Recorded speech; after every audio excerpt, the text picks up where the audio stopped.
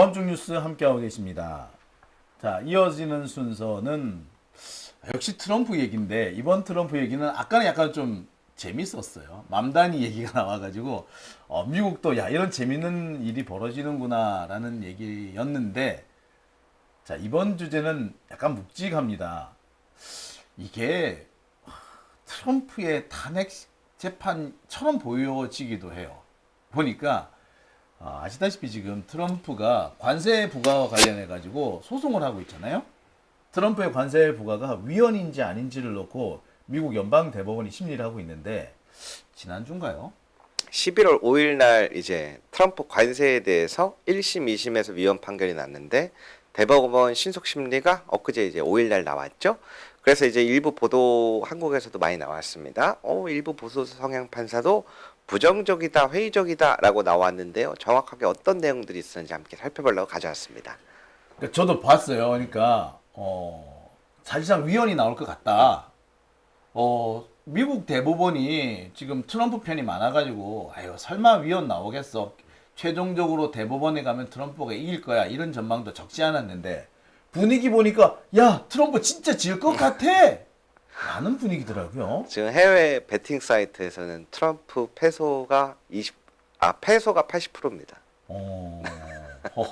베팅 사이트. 야 탄핵 위기다. 사실 이 관세와 관련해 가지고 미국 연방 대법원이 트럼프 패소 판결을 내릴 경우 사실상 트럼프는 탄핵당하는 거다. 이런 말도 있거든요. 확실한 전초전이 될 수도 있다고 저도 보는데요.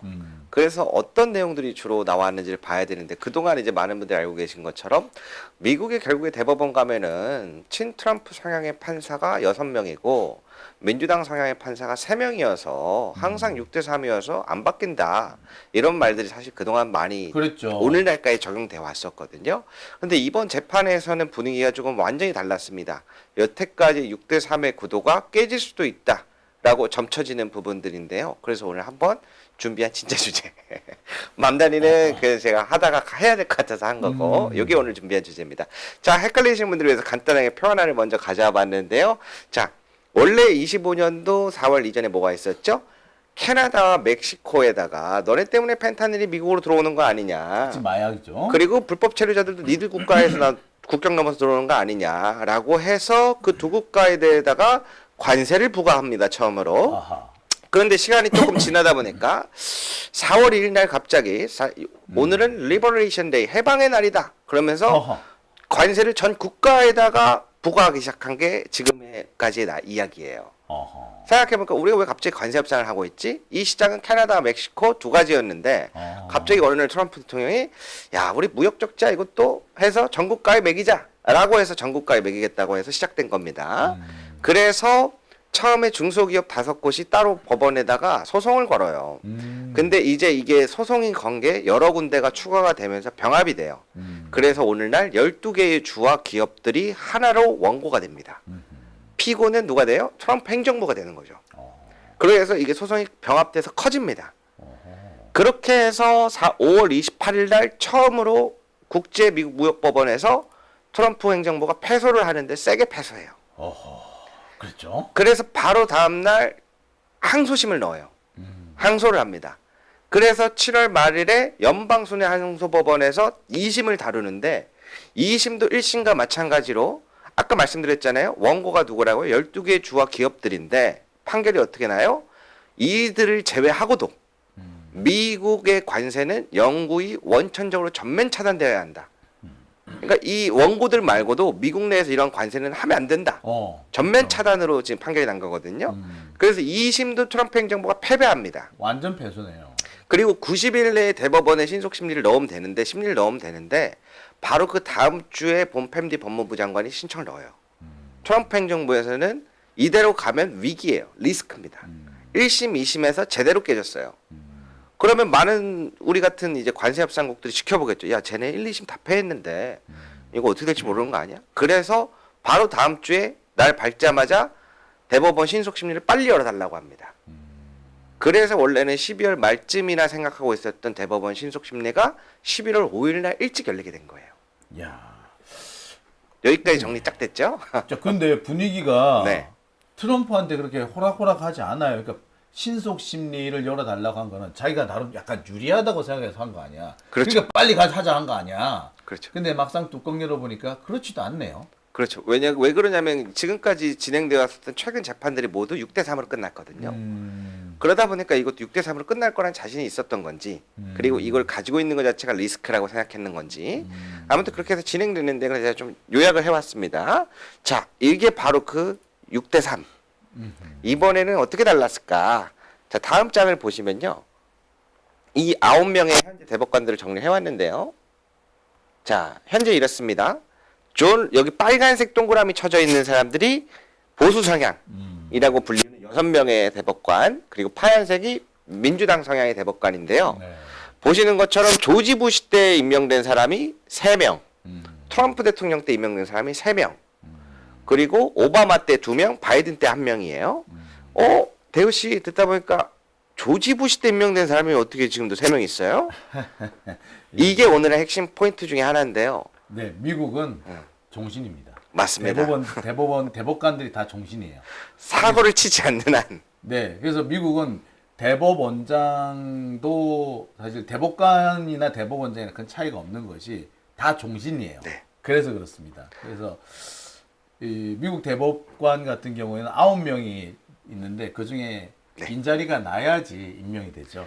그래서 이제 그 부분을 한 가지가 이따가 중요 포인트가 될 거고요. 네. 두 번째로는 보시는 것처럼 트럼프 대통령 때 3명 임명이고 왜 바이든 때는 1명 임명이에요? 이렇게 궁금하실 수 있는데요. 네. 아까 말씀드린 것처럼 본인이 자발적으로 은퇴를 하거나 네. 사망해야 되는 경우. 그래서 트럼프 행정부는 지금 2번 했잖아요. 1명을 사망하고 2명은 은퇴를 해서 3명을 임명하게 된 겁니다. 자, 그렇게 해서 지금 현재 6대 3 구도가 왜 이렇게 불리우는지 짧게 설명을 드렸고요. 자, 그럼 이제 주요 발언이 어떤 발언들이 있었는지 넘어가 보겠습니다. 네, 자 이렇게 참 많은 분들이 미국의 연방 대법원에 대해서 좀 새롭게 아시는 게 나올 겁니다. 미국은요 각 주별로 대법원이 있거든요. 그래서 웬만한 사건은 각 주 대법원에서 해결을 합니다. 그래서 연방 대법원에 오는 거는 우리나라 헌법재판소 같은 개념들만 온다고 보시면은 거의 정확합니다. 네. 그러니까 대법관들이 많을 필요도 없고요. 대법관들이 빨리 바뀔 필요도 없었던 겁니다. 그러니까 우리나라처럼 단일 국가가 아니라 여기 연방 국가예요. 그러니까 각 주의 이익들이 하나로 협의가 뭉쳐져 있는 거거든요. 그러니까 국가의 이익, 국가들의 이익이기 때문에 이게 판례도 빨리빨리 바뀌면 곤란하단 말이에요. 그래서 조금 안정성을 추구하다 보니까 종신 대법관이 나왔다. 라고 보시면 될 거고요. 자, 그 다음 얘기 볼게요. 자, 한 명씩 보겠습니다. 네. 존 로버츠 대법관인데 이분이 강력하게 비판을 합니다. 부시 대통령이 임명한 사람이죠. 네. IEPA라고 하는 비상경제 권한 대권이 법적으로 명시되어 있는 게 수입에 대한 규제를 할 수 있다고 되어 있는데 관세를 부과해도 된다라는 건 어디서 나왔냐? 그리고 그거는 이전에도 미국에서 그렇게 사용되어 온 적이 없다라고 대통령이 너무 광범위한 권한을 쓰고 있다. 지 마음대로. 라고 해서 강력하게 비판을 하는데요. 참고로 이 존 로버츠 대법관이 대법원장입니다. 네, 치프 저스티스라고. 그래서 대법원장에 대한 이 방향도 굉장히 하나의 포인트입니다. 네. 그래서 강력한 비판을 했다라고 하나 보여드리고요. 네. 다음 장을 보시면 자, 다음 장. 한 명씩 제가 정리를 해왔습니다. 이거 이거 전장이고, 네. 다음 역시 세미얼 알리토 대법관. 그러면은 옹호라고 제가 적어놓은 사람들은 왜 옹호인지 알리토 대법관 같은 경우 어떤 걸 물어보냐면 그런데요 지금 트럼프가 의회의 권한을 침범했다라고 하는데 의회가 정말 법적인 제한에 좀 의존을 많이 했습니까? 약간 이런 트론으로 물어봐요. 의회 막 하는데 의회가 뭐 그런 것들을 신경을 많이 쓰긴 했어요. 약간 트럼프 관세를 좀 옹호하는 듯한 발언을 많이 질문들을 해요. 그래서 저희가 옹호라고 넣어놨고요. 자, 또 다음 장. 자, 토머스 대법관. 무슨 얘기를 하냐. 중국이 미국을 인질로 사로잡을 경우 관세가 정말 외교적 지렛대로 쓸 수 있냐? 라고 물어봤는데요. 비판하는 것 같은데 이게 잘 보면 이 전날에 트럼프 대통령이 무슨 얘기를 했냐면 한국 이야기도 합니다. 관세 덕분에 자기가 전쟁을 종식시킬 수도 있었고 어. 관세 덕분에 한국과도 관세 협상을 잘 끝낼 수 있었다. 협상을 잘 끝낼 수 있었다. 이렇게 얘기를 하는데 트럼프 대통령의 그 발언이 실제로 가능한지에 대해서 계속 물어봐요. 그래서 제가 옹호로 적었습니다. 옹호라고 적긴 하셨습니다만 내용 네. 보면은 그렇게 옹호가 아닐 수도 있겠어요. 네. 왜 그러냐면 중국을 대상으로 얘기를 했기 때문에 옹호로 넣었어요. 네. 자, 다음. 왜냐면 전쟁 종식이나 이런 부분이었으면은 옹호가 아닌 것 같다고 느끼겠는데 약간 중국과의 관계에 있어서 관세가 안보적으로 적용돼야 된다는 그 명분에 맞는 질문이라고 생각해서 옹호라고 넣었고요. 자, 닐 고서치 대법관. 닐 고서치 대법관은 트럼프 행정부에서 임명됐는데요. 굉장히 강하게 비판합니다. 이거는 완전한 레치턴세를 할 수 있다. 트럼프를 비판하는 사람. 트럼프가 임명했지만 트럼프를 강력하게 비판하는 사람이다. 그렇죠. 왜냐하면 이렇게 되냐면은 트럼프가 그냥 비상경제 선포해놓고 경제며 외교며 모든 거를 하나가 대통령이 다 해버리면 어떡하냐. 왜 그러냐면 아까 말씀드린 것처럼 대법관들은 영구 종신이라 했잖아요. 네, 종신. 큰 사고를 치지 않는 한. 그런데 이번에 손을 들어줘 버리면 문제가 커지는 거예요. 앞으로 어떻게 할 것인가. 트럼프의 임기가 몇 년 갈지 모르겠지만 그러한 부분이 존재해서 강력한 비판이 있다라고 보시면 되겠고요. 다음 장 보시면 코니 베럿 대법관인데요. 이제 일부 국내 보도에서는 좀 저랑 다르게 나왔어요. 네. 어떻게 나왔냐면은 이 모든 국가의 상호관세를 적용한다는 게 어떤 부분에서 가능합니까? 되게 비판적으로 나왔는데 근데 이제 제가 회의적이라고 정해놓은 이유는 라이선스 수수료와 관세가 구별된다는 점에서 혹시 라이선스의 개념에서 이 관세가 사용될 수도 있다라는 사례를 갖고 오면 인정을 해줄 것처럼 이야기를 하기 때문이에요. 그래서 제가 회의적이라고 넣었습니다. 비판도 했지만 반대로 트럼프 행정부 측에 이런 걸 가져오면 인정해 줄게 톤으로 얘기를 하기 때문에 회의적. 그리고 또 다음 보시면 브렛 캐버너 대법관도 전체적으로 이러한 법령 근거로 관세로 사용되어 없는 점을 중점적으로 했습니다. 그러나 트럼프 행정부이기 때문에 회의적으로 넣었어요. 자, 트럼프가 임명했기 때문에. 왜냐면 이 판결이 끝난다 하더라도 트럼프 행정부가 단순히 사라지는 건 아니니까 그 영향을 무시할 수 없을 것 같아서요. 자, 다음 보시면 소토마요로 대법관인데요. 굉장히 강합니다. 굉장히 강해요. 야, 이 법령 근거 자체가 수익 규제라고 써있지 관세에 관자도 없는데 이거를 관세를 부과해도 된다고 해석해주면 모든 법적인 체계가 흔들린다. 그거는 맞아요. 네, 맞아요. 그렇잖아요. 야, 수익 규제를 해놓고 야, 이거 안 되겠는데 하고 군 투입하는 건 되냐? 그건 안 된다면서 관세 부과는 왜 되냐? 이 맞아요. 자체가 말이 안 된다. 이게 관세가 아니거든. 수입을 제한하는, 그러니까 미국 경제를 보호하기 위해서 수입을 일시적으로 제한하는 법인데 여기에 관세, 그래서 관세도 일시적이어야 하는 건데 그렇죠. 영구적인 관세를 땅땅 때리면서 아이고 이렇게 말하는 건 좀 그렇죠. 그렇죠. 예를 들어서 그래서 쿼터 수입량이나 수출량을 조절한다거나 그런 거면 모르겠는데 특정 품목과 특정 국가에 너넨 15%, 너넨 50% 부과하는 거는 전혀 다른 이야기다. 그죠. 라는 이야기를 했고요. 자, 정상적인 분이 계시네요. 네. 또 다음 보시면 케이건 대법관. 관세 본질적으로 징수행위다. 그리고 맞아요. 저번에 항상 말씀드렸던 것처럼 관세 자체는 세금이고 세금은 의회의 권한이라고 미국 헌법 1조 8항에 적시되어 있다. 그렇죠. 근데 이걸 인정해 줘 버리면 이 허물이 다 없어진다. 이 법들이 다 이상해진다. 라고 했고요. 자, 다음 장 마지막 보시면 브라운 잭슨 바이든 대통령 때 임명됐는데요. 비슷한 이야기를 합니다. 이 법령 자체가 대통령의 권력 남용을 제한하기 위해서 TWIC라고 하는 닉슨 카터 대통령 때 만들어진 적국과의 무역법의 일부를 개선한 건데 근데 여기서는 더 큰 권한을 쓰겠다고 하는 거 아니냐. 이 법령의 취지 자체가 대통령을 제한하기 위한 거다. 근데 이거를 가지고 자기 마음대로 해석하면서 더 크게 사용한다는 것 자체가 문제가 크다. 라고 해서 주요 판사들의 발언, 대법관들의 발언을 정리해 봤습니다. 굉장히 스피드하게 지나갔는데요. 이유가 있습니다. 왜냐하면 이게 2시간 40분 동안 치열하게 진행됐어요. 문서가 230페이지입니다.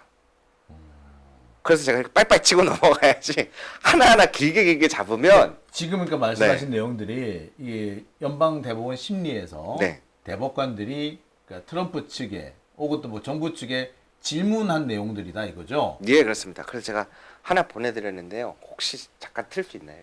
영상. 네. 그새 또 왔어요? 네네. 네, 저 맨 마지막 파일입니다. 네, 한번 볼게요. 자, 그 음성이라서 그냥 틀어도 될까요? 음성이라서요. 네. 자, 일단 그러면 이거를 한번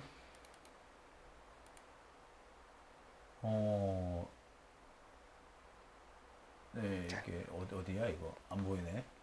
저거 찾으시는 동안에 이렇게 해서 총 9명의 대법관들이 어떤 발언을 중점으로 해서 휙휙 지나가가지고 아 뭔가 일단 트럼프를 비판한 것 같은데 내용은 잘 모르겠다라고 생각하실 것 같아서 따로 한 장을 정리를 해왔거든요. 네. 네, 여기 혹시 되면 잠시만요. 네. 자, 지금 될 것 같아요. 그러니까 잠시만 기다려보세요. 네. 죄송한데 미리 보내드릴 걸 그러다가 자, 그러면 네. 한번 보겠습니다. 네. 이거 아닌데.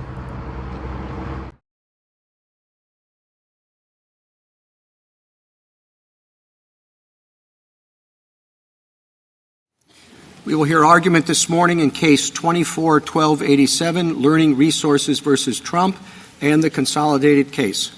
General Sauer. Mr. Chief Justice, and may it please the Court. On April 2nd, President Trump determined that our exploding trade deficits have brought us to the brink of an economic. 뭔 말인지는 못 알아듣겠는데 하여튼 나왔어요. 네. 아무튼 첫 부분 들려드린 거 이제 이 대법원 심리 네. 녹음 파일이라는 걸 보여드린 거고 이게 2시간 40분짜리였고 앞부분에서 이제 트럼프 관세에 대한 대법원 심리를 시작한다. 그리고 존 제너럴 사워라고 나왔는데 존 사워라고 법무부 차관을 지명하는 겁니다. 그래서 오늘 정리한 내용이 요거를 기반으로 해서 제가 판사들의 주요 발언들을 정리해왔다라고 설명을 드리고요. 그래서 결과적으로 한 장 정리해봤습니다. 자, 어떻게 됐죠? 트럼프 관세에 대해서 옹호하는 듯한 취지의 발언을 중점으로 갔다라고 보이는 분이 알리토와 토머스 대법관. 그리고 회의적이다라고 놓은 거는 브렉 캐버너와 코니 베럿 대법관. 그리고 비판을 세게 했다라고 하는 거는 존 로버츠 대법원장과 닐 고서치 대법관. 이렇게 분류를 제가 해봤고요. 회의적이라고 논 사람이 옹호로 가더라도 지금 4대 5의 구도가 나올 것 같다 보입니다. 이렇게 되면은 트럼프가 이길 가능성은 거의 없다라고 보는 게 맞겠네요. 그래서 이거는 제가 이제 나름대로 이걸 기반으로 합리적인 추론을 했을 때 1심도 제가 전문을 다 다뤘고 2심도 전문을 해설을 다 다뤘는데 3심도 봤을 때 이번에 강하다라고 해서 저렇게 해서 4대 5 정도 트럼프가 결국에는 5로 패소할 것 같다라고 얘기를 했고요. 왜 그러냐면은 주요 내용 3가지인데요. 첫 번째로 너무 세요. 관세는 의회의 권한이다. 헌법에 명시되어 있고 또 추가적으로 많이 나왔던 게 뭐냐면 무역법이 따로 있어요. 무역법 201조 301조가 거론이 되는데 실제로 미국에서 뭔가 긴급 조치를 해야 된다면 대통령이 트럼프가 뭘 할 수 있냐면 15% 150일 이내에 쓸 수 있는 무역법이 존재해요. 근데 왜 그걸 안 썼냐라는 질문에 대답을 못 하거든요. 그러네. 그 법을 쓰면 되는 거는.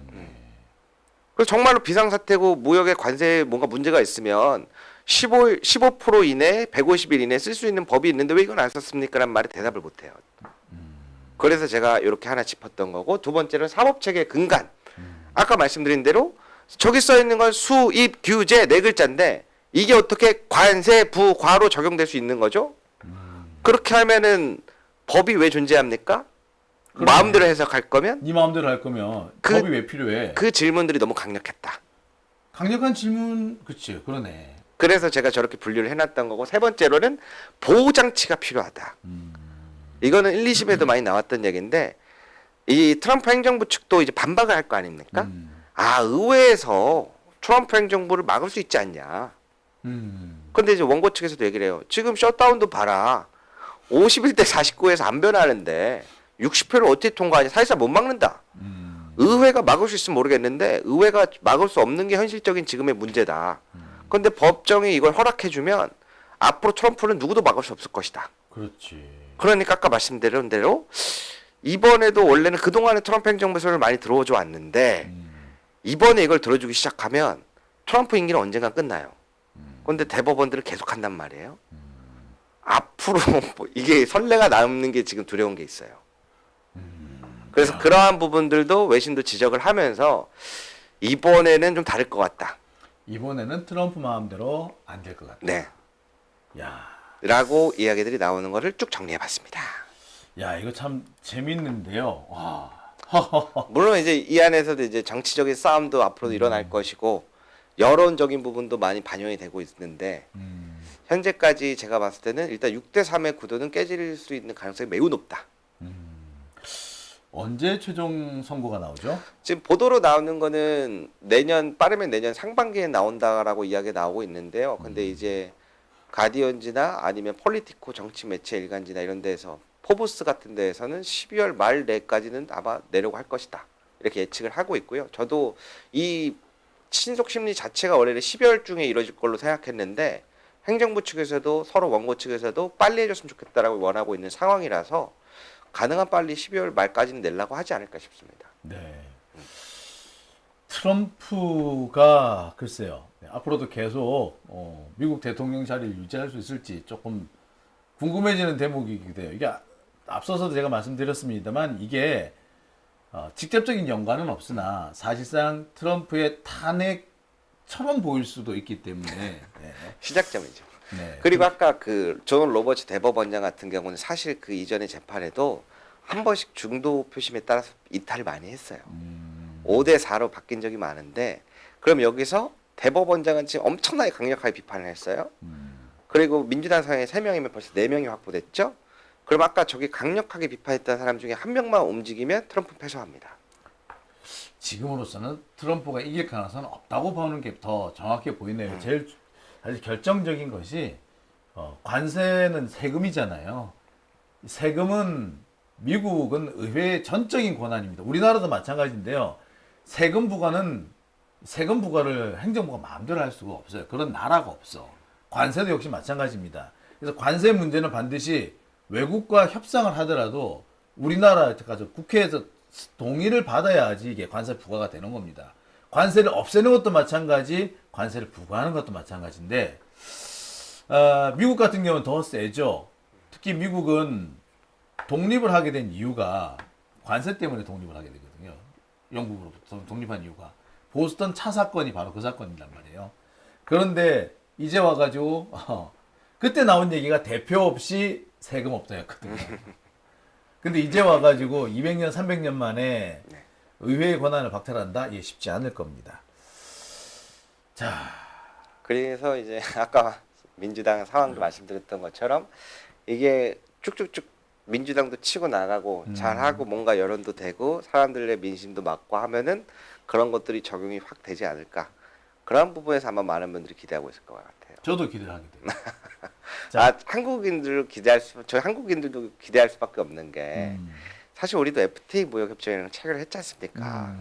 원래는 관세 15%가 잘 되는 관세가 아니고 없어야 되는 건데 그렇지. 미국의 독재자가 나타난 거예요. 아니, 그 WTO 체계가 전 그렇죠. 세계 나라들이 10년 넘게 협상해가지고 만들어내는 국제 질서예요. 근데 트럼프 하나가 지금 국제 질서를 다 때려 부셔버린 거야. 그렇죠. 뭐 WTO도 깡패가 다 있냐고. 미국이 중점으로 시작하는 건데 그래서 이번에 에이펙 때 가장 중요한 키워드가 제가 많이 얘기를 하는 건데 젠슨왕 엔비디아도 아니고 깐부치킨도 아니고 핵잠수함도 아니다. 이거는 우리끼리의 이슈 키워드고 에이펙의 중점 키워드는 다자 무역주의였다. 다자 외교. 복원이에요. 다자 외교의 복원이었어요. 그래서 많은 외신들이 이번 에이펙에서 그리고 앞으로의 에이펙에서 WTO라는 단어가 빠졌다라는 것에 대해서 많은 지각 변동이 있는 것이다라고 판단을 했는데 그러한 부분에서 한국이 굉장히 지금 그걸 잘 수행해냈다라고 평을 받는 거고 그리고 이게 관세에서 만약에 트럼프 행정부가 패소를 하게 되면 환급 소송으로 바로 이어질 가능성이 높아요. 이미 판사들이 실제로 그게 가능하냐 했던 사례가 있다라까지 다 답변이 나왔고 그렇다면은 지금 우리가 미국하고 관세 협상을 살짝 미룬 게 오히려 잘 된 거군요. 그렇죠. 네. 왜냐하면 다른 나라 같은 경우에는 사실 투자에 대한 서약이나 이런 것들이 우리나라랑 많이 다릅니다. 한국 같은 경우에는 서로에게 윈윈되거나 보호 장치를 여러 가지를 걸어놓은 반면 다른 외교에서는 그러한 것들이 있다라는 내용 자체가 없어요. 왜냐하면 제가 이번에 트럼프가 방일을 했을 때 일본과도 쉽 빌딩 프로젝트 체결하고 한 문서들을 다 살펴봤거든요. 다 배 만들고 뭐하고 하는데 투자하고 돈 주고 보증서 주겠다는 거거든요. 한국처럼 맺은 나라가 없어요 지금. 자, 이렇게 되면은 결국에 우리가 협상을 되게 잘한 거야. 결국 우리는 트럼프가 만약에 관세 협상에서 관세 이 재판에서 패소하게 되면 우리는 가만히 앉아서 핵 잠수함만 얻어낸 거예요. 이거. 그렇죠. 저희는 이거에 대해 영향은 분명히 있겠지만 만약에 패소하든 패소하지 않든 한국은 지금 굉장히 서로에게 도움되는 방향으로 해놨기 때문에 크게 문제되지는 않을 거라고 봅니다. 우리한테 큰 기회가 올 가능성이 높네요. 그래서 제가 요거를 앞두고 그 전날에 이제 뉴욕 증시가 다운되면서 코스피 4천이 막 내려갔다 했잖아요. 그래서 이제 저는 이것 때문에 코스피가 내려간 것 같은데 이거를 앞두고 많은 데들이 다 돈을 뺐거든요. 아하. 이 전날에. 그러면서 주가는 떨어지고 미국의 달러화는 오르고 그랬구나. 근데 이제 막 보통 보니까 마이클 버리 그 2008년도 서브프라임 모기지 맞춘 사람이래요. 이 사람이 엔비디아에 숏을 쳤다. 어허. 뭐 워렌 버핏이 현금 보유량이 최대다. 주식을 안 사고 있다. 그런 내용들 주로 보도돼가지고 저는 요 부분도 한 부분이 있지 않았을까 싶습니다. 네. 하여튼 뭐 재밌는 얘기인 것 같고요. 우리는 여기서 우리 대한민국의 국익을 극대화할 수 있었으면 하는 바람입니다. 자, 이재명 대통령이 트럼프의 운명까지 어느 정도 내다보고 협상을 진행했기 때문에 그래도 조금 우리가 안심하고 이 지금 미국의 상황을 볼 수 있지 않을까 하는 생각이 드네요. 자, 우리 대호 PD 오늘 고생하셨고요. 예, 긴 시간 대단합니다. 어머. 12시 54분이에요. 우와, 1시간 넘게 열심히 얘기해 주셨네요. 네, 오늘 고생하셨고요. 벌써 다음 시간이 주 이 시간에 됐네요. 뵙도록 하겠습니다. 네, 여러분 감사합니다.